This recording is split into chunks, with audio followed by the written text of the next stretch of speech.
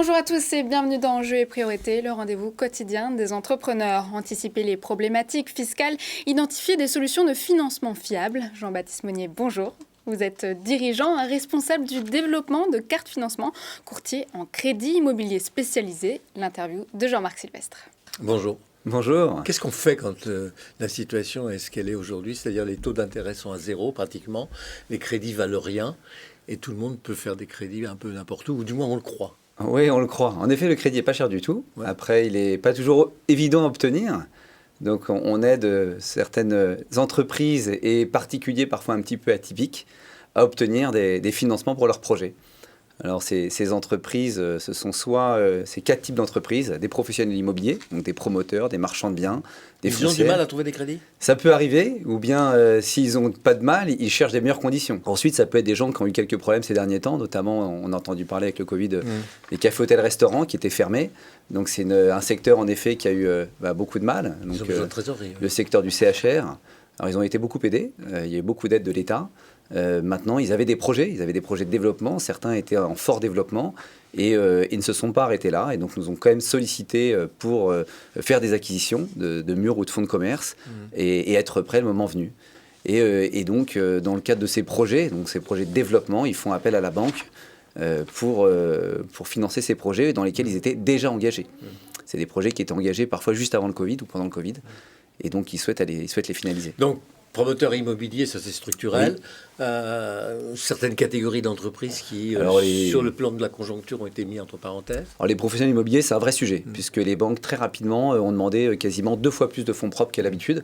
C'est-à-dire que c'est une profession qu'on finançait assez facilement sur des petits projets aux alentours de 80-90% de financement. Ouais. Aujourd'hui, les banques demandent au moins 10% de plus. Vous n'intervenez pas auprès des particuliers? Si, alors des particuliers. Des consommateurs, quoi. Oui, mais ces particuliers chez nous sont un peu particuliers, puisqu'ils habitent souvent à l'étranger. Donc la moitié des clients particuliers chez nous sont des Français de l'étranger ou des étrangers qui investissent en France. Et eux, ils ont été particulièrement touchés pour une simple et bonne raison, c'est qu'ils ne pouvaient pas venir. Non. Donc ils ne pouvaient pas venir, et puis les banques ne nous ont pas toujours aidés, puisqu'ils leur demandaient de venir en agence pour obtenir le crédit et de ne pas faire de visio ou autre outil à distance qu'on connaît aujourd'hui pour faire entrer en relation. Donc on a été un petit peu chahutés, puisque c'est Vous ne pouvez pas emprunter en digital? Non, et en visio, en Zoom. Alors pour cette clientèle où c'est un petit peu parfois un petit peu plus délicat, ça existe. Oui, bien sûr. Alors là, on parle d'entrer en relation avec une personne qui vit parfois dans des pays un peu lointains, et donc le banquier pour être certain de. Et on a eu des demandes beaucoup. Il y a des demandes. Oui, il y a beaucoup de demandes. Oui. Il y a des Français qui sont résidents à l'étranger. Oui, il y a une demande importante. Un appartement. Bien sûr, on a une demande en ce moment environ d'une 60aine de demandes par semaine. Donc une demande assez forte. Pour de l'immobilier? Oui, pour de l'immobilier partout en France.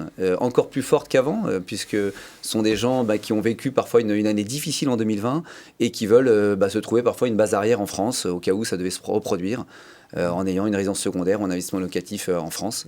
Et certains reviennent. Certains travaillent à distance. Donc certains vont travailler dans des pays limitrophes, pas très loin, en Suisse, en Belgique, en Angleterre. Mais vous ne leur présentez que des crédits. On leur prend des crédits. Non, on leur trouve des banques qui vont accepter de suivre leur projet et de les financer. Et en fait, quand vous êtes non-résident, il y a plein de problématiques. Vous pouvez être par exemple résident aux États-Unis. Et les États-Unis, depuis 2014, ont mis en place ce qu'on appelle FATCA. C'est un décret qui a été voté en 2014 qui demande aux banques de tous les pays qui ont ratifié ce décret de déclarer les résidents américains qui ont des fonds dans les banques de ces pays. Donc demain, si vous partez vivre aux États-Unis, vous rentrerez dans ce champ-là. Et donc beaucoup de banques refusent d'accueillir ces clients de peur d'avoir des problèmes avec l'administration fiscale américaine. C'est en croissance dans ce marché-là? Oui, alors on revient sur les volumes de 2019, puisqu'on a eu notamment sur ce marché du non-résident une baisse de 40%. Et là, on a une augmentation de 50% sur ce marché du non-résident. Et on est dans un marché en forte croissance, je pense, d'une manière structurelle, puisque le courtage en crédit, c'est un métier relativement récent, qui a une trentaine d'années un peu en France. Vous n'êtes pas établissement de crédit, vous êtes courtier. Non, on est courtier, on est intermédiaire. Pourquoi ça s'appelle carte de financement? Il y a une carte? Non, il n'y a pas de carte. C'est le financement à la carte. Le financement à la carte. Puisqu'en fait, on a vraiment différents types de clients. Donc, vous avez compris, les entreprises non résidents et patrimoniaux. On vous trouve comment sur Internet? Très facilement, cartefinancement.com. Merci. Merci Jean-Baptiste Monnier. Je rappelle que vous êtes dirigeant et responsable du développement de cartes financement, courtage en crédit.